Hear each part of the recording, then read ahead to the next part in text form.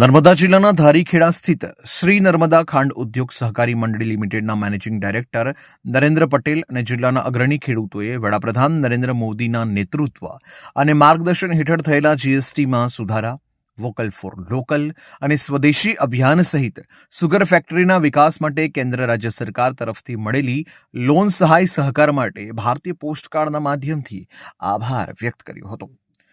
નર્મદા ખાંડ ઉદ્યોગ સહકારી મંડળી લિમિટેડના મેનેજિંગ ડાયરેક્ટર નરેન્દ્ર પટેલે જણાવ્યું હતું કે વિદેશથી ક્રૂડ ઓઇલ મંગાવવા પર થતા ખર્ચ નિયંત્રણ માટે વડાપ્રધાન નરેન્દ્ર મોદીના માર્ગદર્શન હેઠળ કેન્દ્ર રાજ્ય સરકારે પરિણામલક્ષી પ્રયાસો કર્યા છે. સુગર ફેક્ટરી દ્વારા પણ ગત વર્ષે 60,000 લીટર ઇથેનોલનું ઉત્પાદન થયું તેમજ બીજા પ્લાન્ટની પણ સ્થાપના કરવામાં આવી છે. કેન્દ્ર રાજ્ય સરકારની નીતિઓ અને સહાયથી અમે સફળતાની રાહ ચીંધી છે. વધુમાં નરેન્દ્રભાઈ પટેલે જણાવ્યું હતું કે ટાંકણીથી લઈને ટેકનોલોજી સુધીની તમામ ચીજવસ્તુઓનું ઉત્પાદન અને વપરાશ દેશમાં જ થાય તેમજ દેશ આત્મનિર્ભરતા તરફ આગળ વધે તે દિશામાં વડાપ્રધાન નરેન્દ્ર મોદી સ્વદેશી વસ્તુના વપરાશ અંગે પ્રયાસો કરી રહ્યા છે, જેનો લાભ અમને પણ મળ્યો છે. લોન વ્યાજના ઓછા દરના કારણે સુગર ફેક્ટરીના વિકાસમાં વિશેષ સફળતા મળી છે. નવીનીકરણ અને નવી તકનીકો પર અમે ધ્યાન આપી રહ્યા છે. આ તકે ખેડૂતોએ પણ વડાપ્રધાન નરેન્દ્ર મોદીના નેતૃત્વ અને માર્ગદર્શન હેઠળ કાર્યરત કેન્દ્ર રાજ્ય સરકાર દ્વારા ખેતીલક્ષી સહાય લાભો બદલ આભાર વ્યક્ત કર્યો હતો અને ધારીખેડા સુગર ફેક્ટરી ખાતે પટેલ સહિત સૌ ખેડૂતોએ વડાપ્રધાન નરેન્દ્ર મોદીના કૃતજ્ઞતાનો આભાર વ્યક્ત કરતો પોસ્ટકાર્ડ પત્રો લખ્યા હતા. આપણા આદરણીય વડાપ્રધાન સાહેબ આદરણીય મોદી સાહેબે અત્યારે ખૂબ મોટો નિર્ણય સરસ કરેલો છે.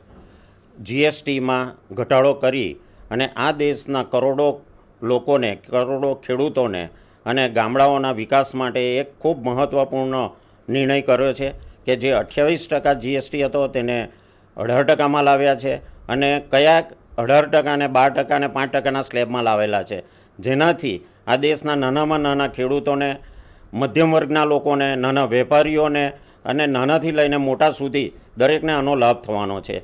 બીજી યોજના સાહેબની એ છે કે આત્મનિર્ભર ભારત, તો એ પણ આપણા માટે ખૂબ સારું છે.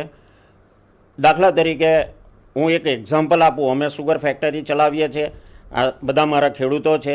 આત્મનિર્ભર ભારતમાં દેશમાં આજે ક્રૂડ ઓઇલ વિદેશમાંથી મંગાવી અને ખૂબ મોટું હુંડિયામણ ખર્ચ કરીએ છીએ, તો માનનીય મોદી સાહેબ અને એમની ટીમે, એમના વિભાગોએ આ દેશમાં ઇથેનોલનું વધારેમાં વધારે ઉત્પાદન થાય તે દિશામાં ખૂબ મોટું કામ કરેલું છે અને એનો લાભ અમે ગયા વર્ષે 60,000 લીટર ઇથેનોલનું ઉત્પાદન કરી વધારાનો એક નવો પ્લાન્ટ નાખ્યો છે. 60,000 અમારું હતું અને બીજું 60,000 પર ડે ઉત્પાદન થાય એ દિશામાં આ સરકારે, કેન્દ્ર સરકારે અને રાજ્ય સરકારે અમને ખૂબ મોટી વ્યાજ રાહતમાં મદદ કરી છે અને લોન પણ આપી છે.